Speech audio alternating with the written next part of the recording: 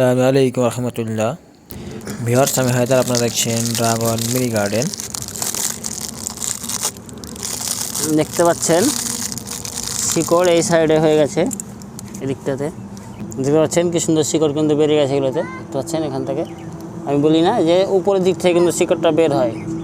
দেখতে পাচ্ছেন শিকড় বেরিয়ে গেছে। এখন এটাকে গুটি কলম কেটেই নেওয়া যায়। লাগাবেন কিভাবে সেটা আপনাদেরকে দেখাবো, আপনাদের সাথে শেয়ার করার জন্য ভিডিওটা আজকে পাচ্ছেন। এখন আমি কিন্তু ডালিম গাছটা কেটে নিলাম, এর মধ্যে একটা ডালিম কিন্তু হয়ে রয়েছে, তারপরে আমার চারা কিন্তু সাকসেস হয়েছে দেখতে পাচ্ছেন। তো লাগাবার সময় ডালিমটা একটু রেখে দেন, যেহেতু গাছ এখনও মানে নতুন শিকড় হালকা রয়েছে, তো অবশ্যই আর ফলটা রাখলে হবে না, তো আপনার ফলে এনার্জি খাবে, যার কারণে গাছটা মারা যেতে পারে। এবং ঝোপালো গাছ থাকে যদি, তাহলে অবশ্যই ছাঁটাই করে হালকা করে নেবেন।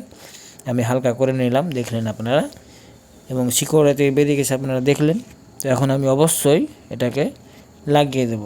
আর যে কাটলাম সেখানে অবশ্যই ফাঙ্গিসাইড লাগিয়ে দেবেন। ফাঙ্গিসাইড হিসেবে আমি অ্যালোভেরা জেল লাগিয়ে দিলাম।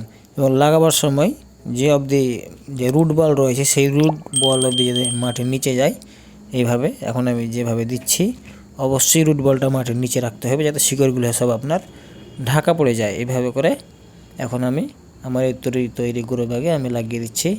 দেখতে পাচ্ছেন ডালিমটা পেরে নিয়েছি, লাগানো কমপ্লিট আমার। এবার হালকা করে জল দিয়ে দেবেন লাগানোর পর, ভরপুর জল।